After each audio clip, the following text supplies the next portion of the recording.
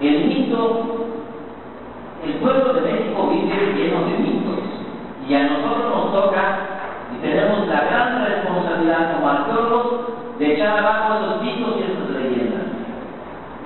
Nosotros nos quedamos solos.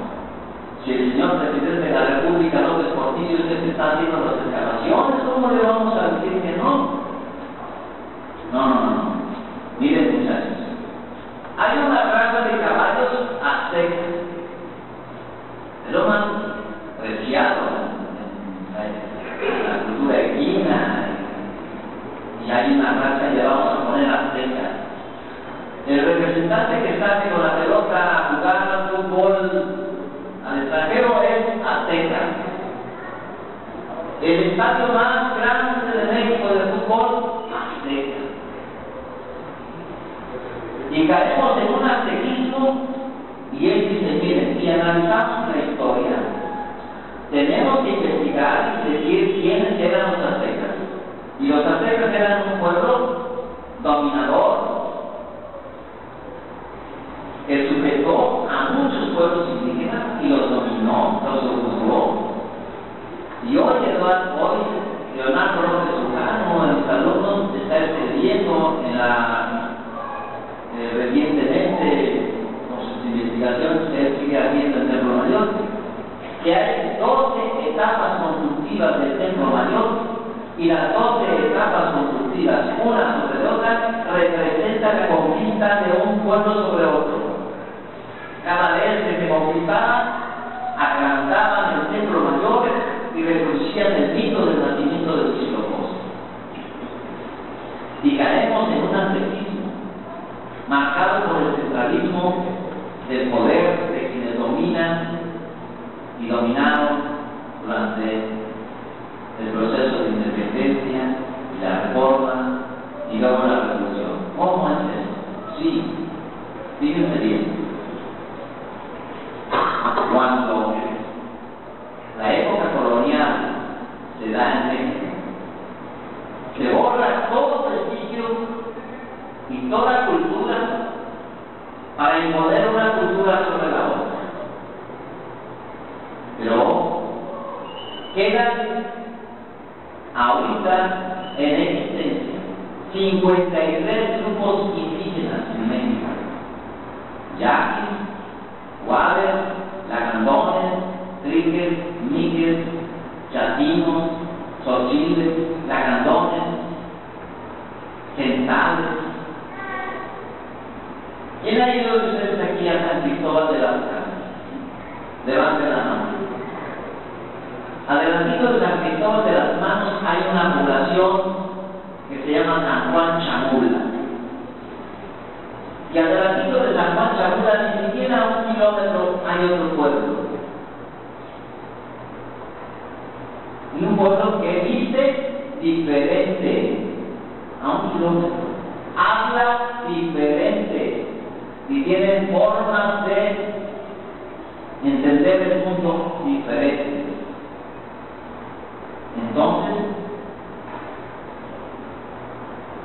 Mitontli está cerquita, San Juan Chamula y Mitontli, y los dos no se entienden, y es 1 kilómetro de distancia. Entonces, cuando intentamos nosotros, que hemos vivido de mitos y leyendas, y que el centro del poder de la Ciudad de México estuvo enraizándonos de tal manera, podemos sacar a conclusión cuáles son los fenómenos que se dieron en el proceso de colonia. Había una enorme cantidad, hoy quedan 53, pero había una enorme cantidad de grupos étnicos, cada uno con su propia cosmovisión, su propia manera de entender el mundo. Ellos vivían con preguntas: ¿de dónde venimos? ¿A dónde vamos? ¿Quiénes somos? ¿De dónde descendemos? Y quiere decir esto, que si hay una montaña y hay un río, a lo mejor eso es un parteaguas entre una población y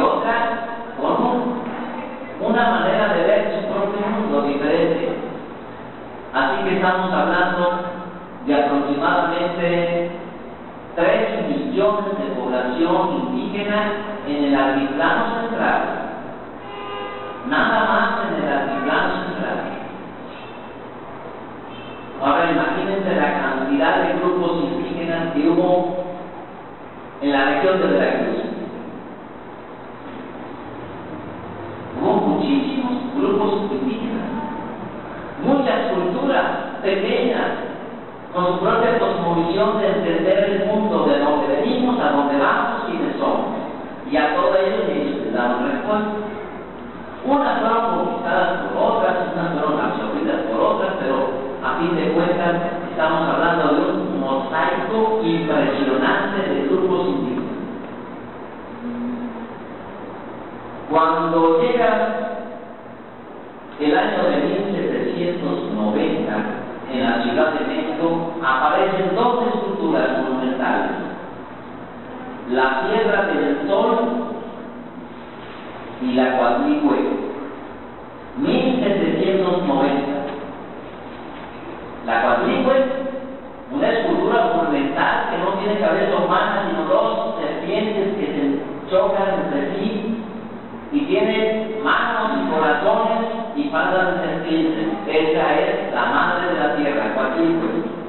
Y la otra es una piedra que marca los 4 soles de la era cosmogónica, en la cual los aztecas creían que el mundo sería destruido y que vendría un quinto sol para el cataclismo que se vendría de temblores, hambres, para la destrucción del mundo. Esa es la idea del quinto sol. Esa es la piedra del sol. Pero quien la encontró en aquella época fue León Giganta. Y él describe las dos piedras y le llama, oigan bien, calendario. Y estamos en el año 2005 y hay mucha gente, muchísima gente que lo sigue llamando calendario. Y es más, por ahí hay un otro esotérico que el calendario considera que se puede marcar el signo y predestinar su vida de acuerdo al calendario. Entonces caemos en falsedades, en mitos y seguimos arrastrando estas ideas. En el año ese fue parteaguas para que se hiciera un proceso de independencia y revalorización de la historia para una nueva nación independiente. Es ahí cuando estas dos culturas parten de una esencia que es un nacionalismo incipiente. Somos nosotros y no dependemos de España, somos nosotros una cultura, es el centro de México y el centro de México va a ser nuestro foco de aquí en adelante, a partir de 1790. Entonces, viene el proceso de independencia, pero ya en 1803, este país tenía plata, oro, cobre, hierro, y todo lo que se producía en él era de excelente calidad, lo que se diera en él. Y los países europeos, en plan de colonización, miraron con sus ojos hacia esta América y vieron en México, en la Nueva España, la riqueza con una gran cantidad de mano de obra barata, baratísima, donde podían extraer todo lo que quisieran y llevárselo. Y no había aduana. Había mucha gente indígena y muchos grupos y podíamos sacar todo. Y entonces Alemania manda aquí Alexander von Humboldt, 1803, llega a Acapulco y hace su libro que se llama Tratado de la Nueva España. Así es el volumen enorme de todas las investigaciones que hizo de altura, pueblos, cultura, investigaciones donde hay minas, donde hay plata,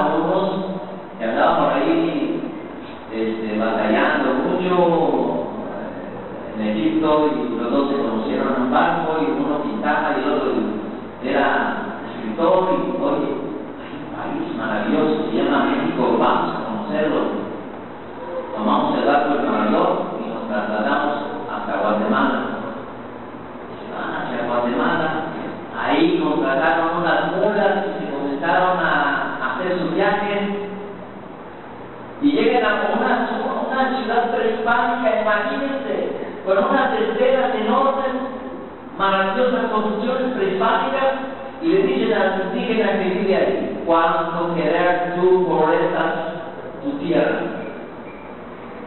¿No sabes lo que me quiera dar, patroncito? $50 te vamos a dar. Y le dan $50 y se hacen dueños de Copán. Y los dos norteamericanos se llaman, se llama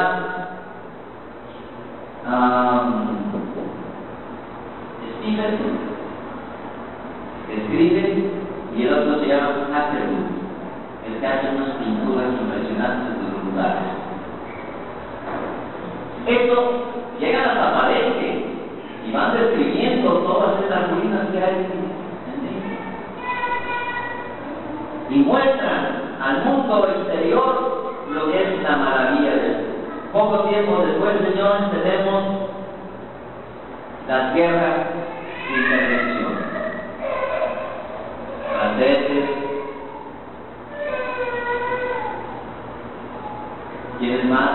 Norteamericanos, austriacos, ingleses, y todos querían ver pastel. Quiere decir entonces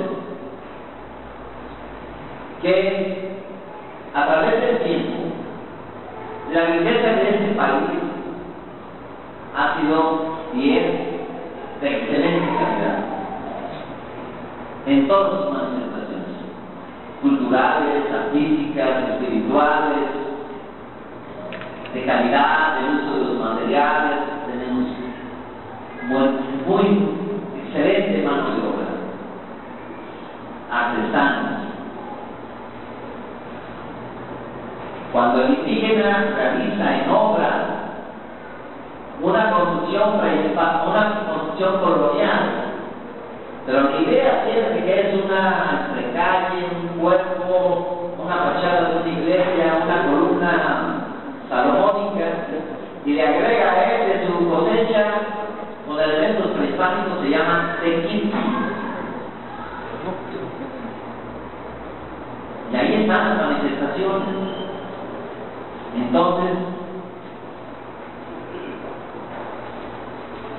no quiero que olviden la gran cantidad de pueblos indígenas y las manifestaciones culturales que se van dando con quienes tienen el poder. Escúchenme bien.